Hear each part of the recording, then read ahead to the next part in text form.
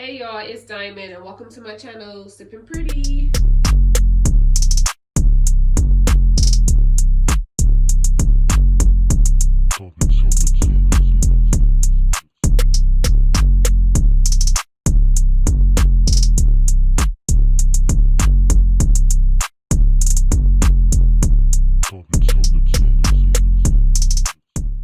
Okay guys, today's topic is gonna be on the serious side.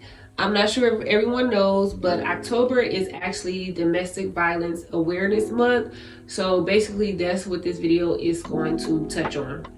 I haven't been a victim of physical abuse, but when I was doing this video and doing research and stuff, it was saying like there are different types of abuse, like physical, financial, emotional, mental abuse. So even though I haven't been physically abused, once I thought about that and read it, I'm like, okay, I've definitely been in a relationship that has been verbally abusive, you know, like if a guy try to put you down and, you know, send you ugly, fat, stupid stuff like that.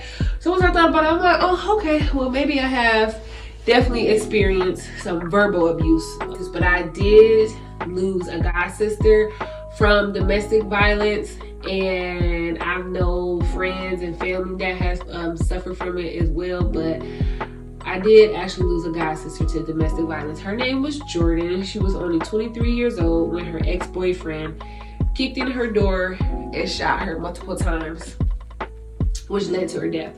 So, and this happened October 13th. So actually we're coming up, I think, on 7 years since this happened to her. And she was young, 23 years old. She really had her whole life ahead of her. It's pretty tragic what happened to her, and I hate that her life was cut so short. Unfortunately, in these domestic violent relationships, it could end in murder. So, and that's what happened with my god sister. I was really shocked by the research that I found out while, you know, looking up all this stuff, because a lot of people are really dealing with domestic violence. So doing my research, I found out that 1 in every 10 high school kids experience abuse. Every minute, 24 people are victims of abuse. Each year, there are more than 20,000 calls placed to domestic violence hotlines. 1 in every 4 women and 1 in every 7 men experience domestic abuse.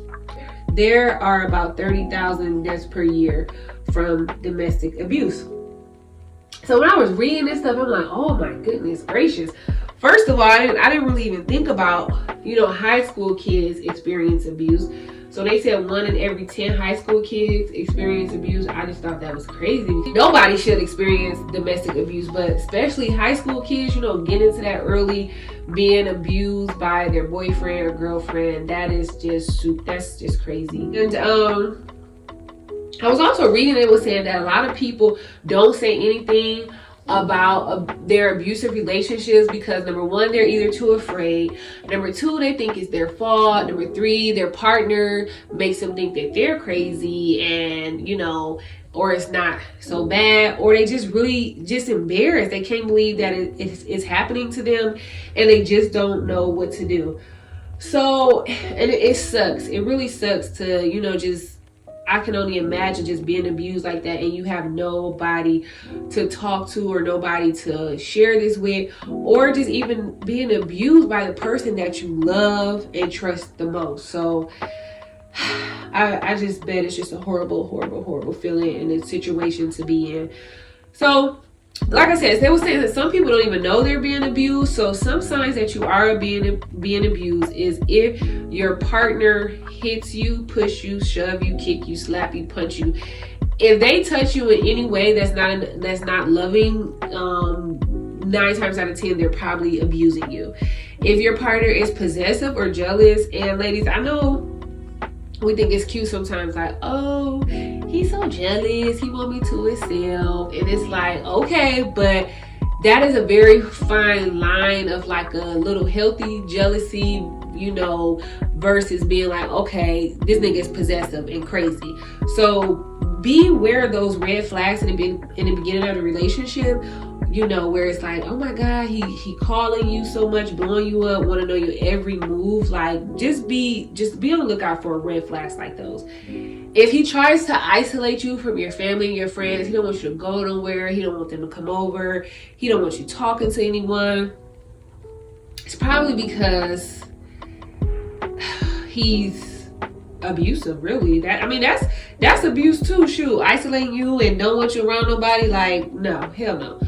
And if he threatens you or your family and just blaming everything on you, like, oh, it's my fault, it's your fault that he hits you, stuff like that, you are probably, if that's happening, you're probably most definitely in an abusive relationship. So also I see that it's like so many hotlines you can call for help. So the website is thehotline.org. And the phone number is 1-800-799-7233. It's open 365 days a year, 24/7. And it's free and it's confidential. So basically when you call, you'll be connected with an advocate that basically will help you with a safety plan, help you identify if you're being abused. And they just have a lot of resources for you. So I definitely suggest, to reach out to them if you are watching this video and you are in an abusive relationship. So some tips, some things that I would say to do if you are experiencing this is leave. And I know it's easier said than done, but it's like, okay, today could be a black eye, tomorrow can be a bullet wound. We have seen time and time again, I don't know about y'all, but I love watching killer shows. It escalates all the time. First you're getting, might start with a push and a slap and a punch. The next thing you know, you get pistol whipped, and possibly, they get, next thing you know, that the woman is getting pistol whipped, and next thing you know, the guy kills her. So it's like, I know it's easier said than done, but just please think, he might have not have did anything to that extreme today, but like I said, black eye today, bullet wound tomorrow. So if you are in a situation like this, please muster up the strength to leave. I always suggest, when we first start dating a guy, we just, that honeymoon phase just feels so good. We tell them everything. We want them to know all about our lives. But I always suggest to have at least one friend or one family member that your man does not know their phone number or where they live, or that your man does not know their phone number or where they live. Somewhere you can escape to and your man wouldn't be able to find it. Always keep that one friend or one auntie, cousin, somebody where you like, okay, if something pop off, you can run to their house. Your man don't know where they live at, don't have their phone number, like nothing at all. So always just keep that one person. Also, I know everybody, granny and mama and auntie done told them, you always gotta have a secret stash. Sometimes you gotta be able to get up and run and go. Take your kids in the middle of the night and go. Like, it get that serious sometimes. So always keep a secret stash. Always have a friend or a family member you can run to that he doesn't know about, or not necessarily know about them, but just don't know where they live at. And this one, the obvious, get a restraining order. But I hate to even say that, because it's like, at the end of the day, what do a restraining order really even do? Like, so many times we see these women getting murdered by their spouse, and guess what? They had a restraining order. So what can a restraining order really do for you? Because if a nigga gonna kill you, he gonna kill you regardless. That's just a piece of paper. I mean, what you gonna do? Throw it at him when he come around? Like, it really doesn't even protect you. I guess it's really just a paper trail, just to have it documented that, he is abusing you. But as far as protecting yourself, that really isn't gonna cut it. Now, my last suggestion is to get a gun permit and take a gun class and get a gun, because at the end of the day, like I said, a restraining order won't cut it. And some of these men are, if they want to kill you, they are hell bent on killing you. They have made their mind up. They're going to kill you. Some of them just crazy. They fuck around, kill you, and shoot themselves. Kill themselves after it. Like, it's just like they go insane for a quick minute. So if they if it comes down to it, it's like it's me or you. You have to have, you know, even if you call the police, it take them a while to get there. If you try to call somebody to, you know, hey, he's beating me, I need help, it's gonna take somebody a while to get there. So you gotta have something to protect yourself. So I would suggest, you know, just Google it. It'll all pop up, whatever state you in, how to get a gun permit in Ohio, how to get a gun permit in Texas, how to get a gun permit in Georgia. Just Google it and tell you the steps that you need to take, the application process. So if you are in an abusive relationship like this, and I mean it's serious, I suggest you really, you know, think about getting a gun to protect you and your kids. Like my god sister Jordan that was murdered, she didn't have anything to protect herself. So I often wonder if she did have a gun, you know, how that situation would have played out. So ladies, do everything that you possibly can to protect yourself. And I'll also say, if you finally do get away, please do not go back. I watch so many shows and see so many stories where women finally get away and it's been months and months later and a guy finally talks her back into it. Like, you know, I'm sorry, I'm changed, blah, blah, blah, this, that, and the other.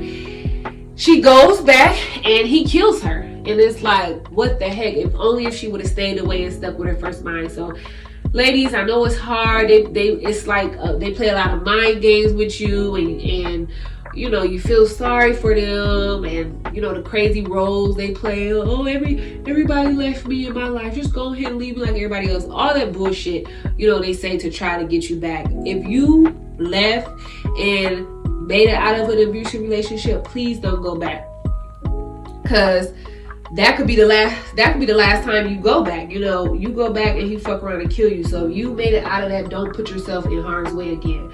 I will also suggest getting some type of therapy. I can only imagine how broken victims are, and I can only imagine how broken an abusive relationship will make you. So I definitely suggest getting therapy. But you know what's so crazy is you never really know somebody until some shit pop off anyway. I was watching it's this documentary. I'm not for sure if you guys heard of it or not, but it's this documentary on Netflix called American Murder, The Family Next Door. And it's about a married couple. They live in Colorado, and the